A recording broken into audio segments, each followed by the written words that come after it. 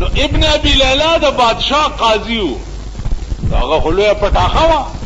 هغه ته یو مسله رااله، مسله ورته رااله چې جی 4 کسه ناستو او مار راغی.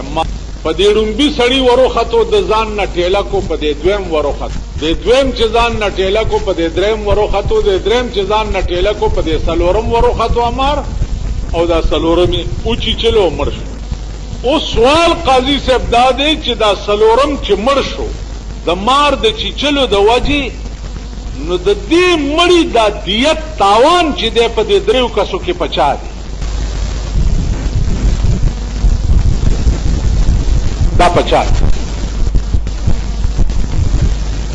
ابن ابي لیلا ویلی چې استاد خو تجربه وکړي، دا تاسو کوي لون چې دا تاوان پچا دی. ارتو پرتو بلګیش. ما یو خبره کړې و چې زړه مې خلیله بیا را چې ابراهيم عليه السلام چې قرباني کړې و دا ګډوري غوخي چا وخړې.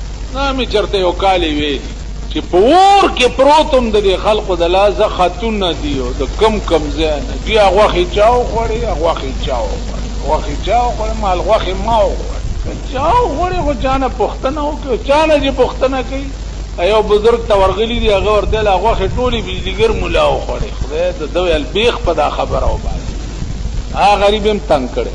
اوس ابن ابي لیلا وایي چې دې دریو کې دا تاوان چې دی دا په دې دریم کس دی، ځکه چې 2 وروغورځولو په دې 4م باندې او 4م یې وخوړو.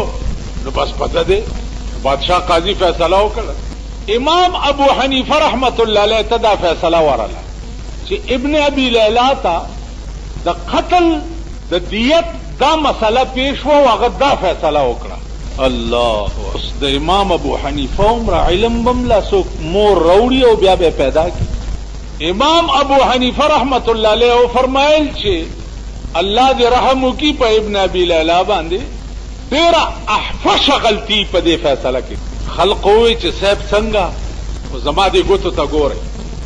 امام ابو حنیفه رحمت الله علیه ورته اوس د دې قیاس ته ګوره چې په دې ړومبي سړي د امار وروختو او د ځان نه ټېله کو، په دې دویم وروختو، دا دویم یې وخوړو که بچ شو. تاسو وایي ټول امام صاحب وایي چې دا دویم چې بچ شو نو دا ړومبی سړی خلاص شو. دې دویم چې په دې دریم ورواچولو، دا دریم یې وخوړو که بچ شو نو دا دویم هم خلاص. دې دریم چې په دې 4م وروغورځولو، اوس خبره په دریم او 4م، که دا 4م سړی فی الحال ور اچولو سره مار چیچلی او دې مړی، خو تاوان به دا دریم سړی ورک. او که نه فی الحال نه چیچلی، 6 ساعت پسې چیچلی، نو دا دریم هم خلاص شو. د دې 4م خپله ګناه وه، ده به هم ځان نه ټېله کړی او غورځولی. دا فیصله وه د امام ابن ابي لیلا ته چې خبر راغی چې امام ابو حنیفه خو ستا فیصله رد کړه، هغه داسې وویل. نو ابن ابي لیلا بادشاہ ته شکایت وکړه چې زه کومه فیصله وکم، امام ابو حنیفه زما هغه فیصله رد. نو بادشاہ امام ابو حنیفه اونیو په جیل کې واچو. علماء اتقیا د دین دا خلق، دا امام ابو حنیفه دی. کوته کې راغستی دي خلق په مکه معظمه کې او په اوږی دي او ورپسې راغی. ویل وجنو دی. ولی؟ ویل ته وایې چې فاتحه خلف الامام نشته. فاتحه خلف الامام یو باس دی په اسلام کې. اهل حدیث حضرات وایي چې امام پسې ودرېږي نو الحمد به وایي. د امام ابو حنیفه رحمت الله علیه مذهب دا دی چې امام پسې به الحمد نه. نو دوی کوته کې راغستی دي او راله په امام صاحب پسې چې ته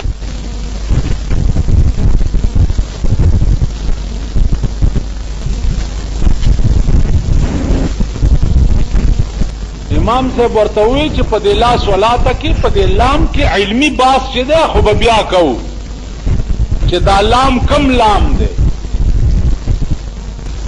دا لای نفی ده، لای نهی ده، لای نفی جنس ده، لای مشابه بلیسه ده. لام خو په 4 قسمه ده، دا کم لام ده، دا باس به بیا کوو. خو اوس دوی سره یو اجتهادي کار لوی ډلې ته وایي چې هلکه یو کار درته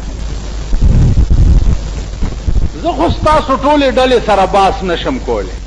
تاسو په ټوله ډله کې یو سړی منتخب کوي، یو چې هغه ما سره باس وکړي.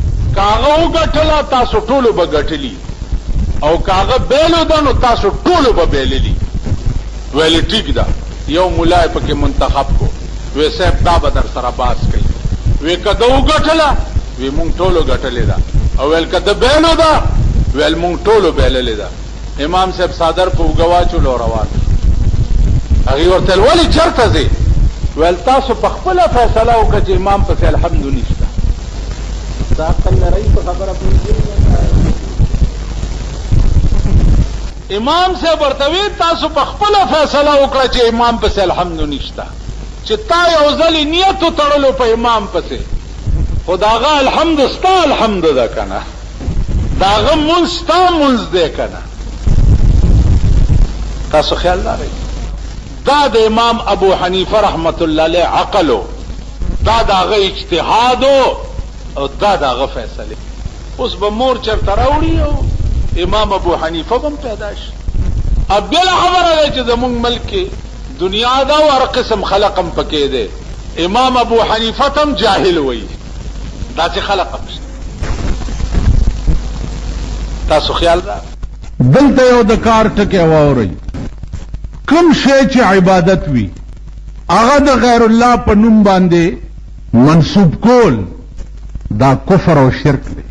مثلا زمون د کورونو زنانا چرګ لاندې اگای ږدي، یولس اگای کی دي، نیت داو کی چې دې کې دا یولس بچی چې روزي نو یولسم چې دی د یولسمې د ځوان دی، نو هغه یولسم بچی چې دی هغه د یولسمې د ځوان په نوم باندې نظر کول دا حرام قطعی دی. که دغه چرګوړی بیا چا لالولو یا خوړو، علما لیکي چې کوم شی د غیر الله په نوم باندې نظر شوی د هغې خوراک د خنزیر نه هم زیات پلید. یا زمونږ دی وطن کې دا عام رواج دی، که ما لاره واغسته نو ما د پیر بابا یو په نوم یو ګډ منلی، لاره واغسته او ګډې لاره کې واچولو، ملګري ځان سره کړو، هلته یې لاړو او خوړو، د هغې هم دا حکم وغیره وغیره.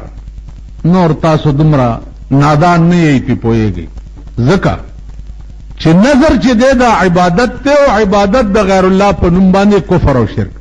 ایاک نعبدو دا معنا چې اے الله زما ټول عبادات چې دي دا خاص تا لره دي.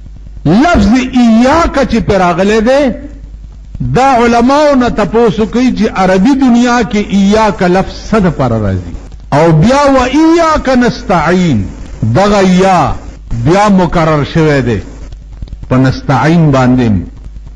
اے الله زه امدادم تا نه غواړم، تا نه بغیر زما بل څوک امداد کوونکی شته نه، بل څوک دی چې به زما امداد وکړي. نوح علیہ السلام کشته جوړه کړه، حکم ورته وشو چې کشته جوړه کړه او قوم دې تباه کیږي. د نوح علیہ السلام عمر 150 کاله، 900 کاله قوم ته تبلیغ کړو، 900 کاله، او په 900 کاله کې د یو کشته کسان مسلمانان کړي، د یو کشته چې آخر 900 کاله پس تنگ شو. نو قال نوح رب لا تذر على الارض من الكافرين دیارا، خدایا د ځمکې په سر یو ټایم لاندې باندې پرې نه دی. نو عزیزانو طوفان پې راغی، داسې طوفانو چې د اسمان نه به یو ساس کې د کوهي تور غر عمره را پرېوتو، ځمکې به د لاندې نه اوبه را خوټکولې او اسمان به د پاس نه را ورولې. نوح علیہ السلام چې په کشتۍ کې سور شو، یا الله څه وکم؟ الله ورته بسم الله کا، نو دا الفاظ یې وی چې بسم الله مجرها و مرساها، بسم الله مجرها و مرساها ان ربی لغفور الرحیم. شپږ میاشتې هغه کشتۍ په اوبو کې وه، او د قوم چې د کشتۍ جوړوله نو د قوم څه کول؟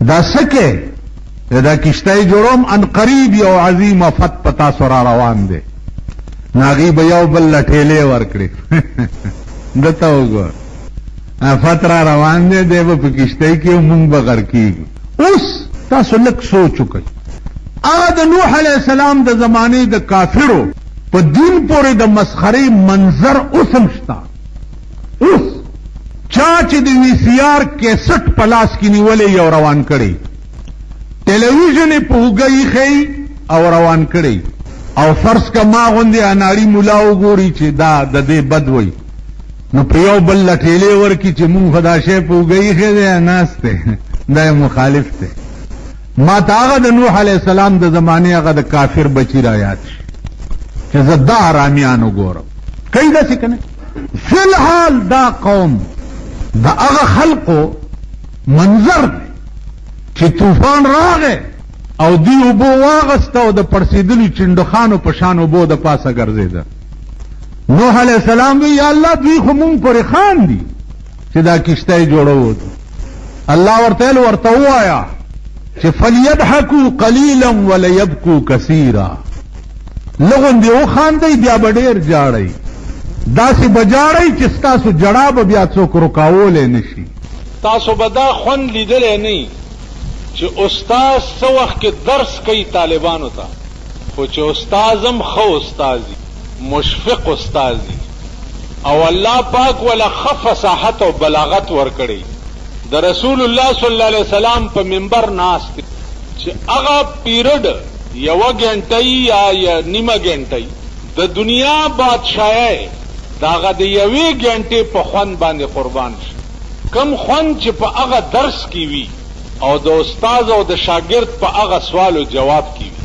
کله کله په کې خوشتبي موشي طالبانو باندې سوال کوي استاد چې د دې جواب وکړي چې رفتم بسوی صحرا دیدم عجب تماشا دریا درون کشتی کشتی درون دریا رفتم بسوی صحرا دیدم عجب تماشا دریا درون کشتی کشتی درون دریا وی صحرا تلاړما یو عجیبه تماشا می ولیدا دریاب می په کشتۍ کې ولیدو کشتۍ می په دریاب کې ولید طالبان حیران شو استاسو هم حیران یې چې دریاب په کشتۍ کې څنګه او دریاب خو عظیم شی کشتۍ په دریاب کې نو دا خبره هو ټیک ده لیکن دریاب په کشتۍ کې دا د طالبانو استاد ورته وایي چې سوچو کوي خو ټول طالبان عاجز شو چې حضرت دا جواب زمونږ په سمجھ رفتم بسوء صحرا دیدم عجب تماشا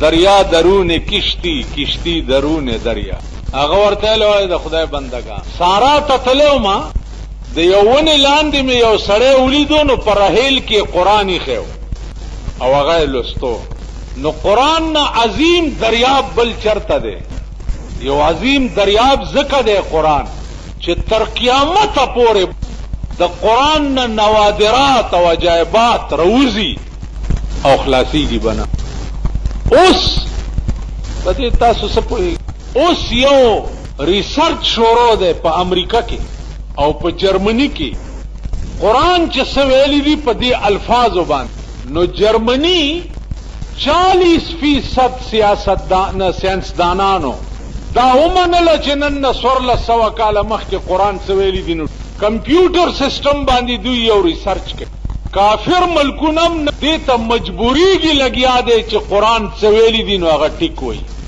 اب بلا خبره ده چې پاکستان شریف چې ده دا قرآن لری تخ بلکې یوازې پاکستان بزڅوم تقریبا مسلمان ملکونه چې دي هغه قرآن محض یو زیارت غني چا د ټانګیوالو غوندې سلام ورته وکي نور په دې ډبې نه دي چې د قرآن کې خدای ویلي څه دي او دې کې لیکلي په دې ډبې نو هغه علما هغه خلق او شاګردانو ته وایي چې قرآن یو بحر بے پایان دے نا پر رحیل کے پروتو نو دریا درون کشتی دریاب میں پا کشتی کی اولی دو او کشتی درون دریا رحیل میں پا قرآن کی اولی دو رحیل او قرآن دوارا لازم ملزم کن طالبانو چې سوچ وکړو والله رښتیا. عزیزانو پخوانی استادانم داسې یو سوال به وکړه په مکه معظمه کې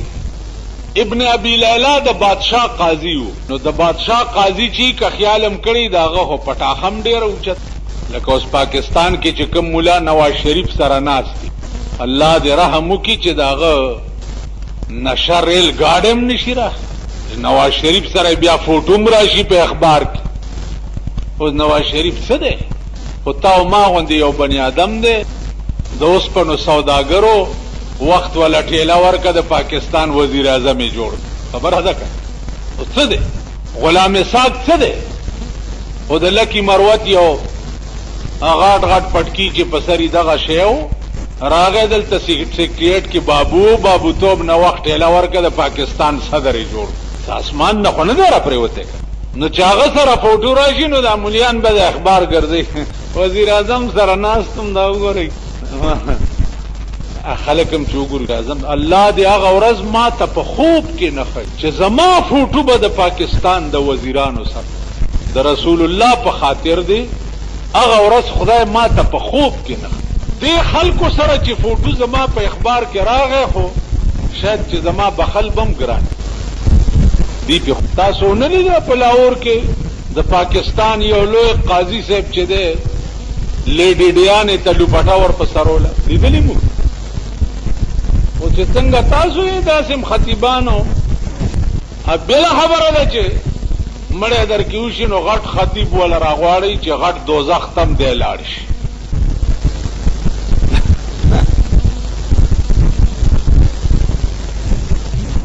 لیډي ډیانې ته یې لوپټه نه ور په سرول لیډي ډیانې ته یې لوپټه نه ور په سرول لیډي ډیانې ته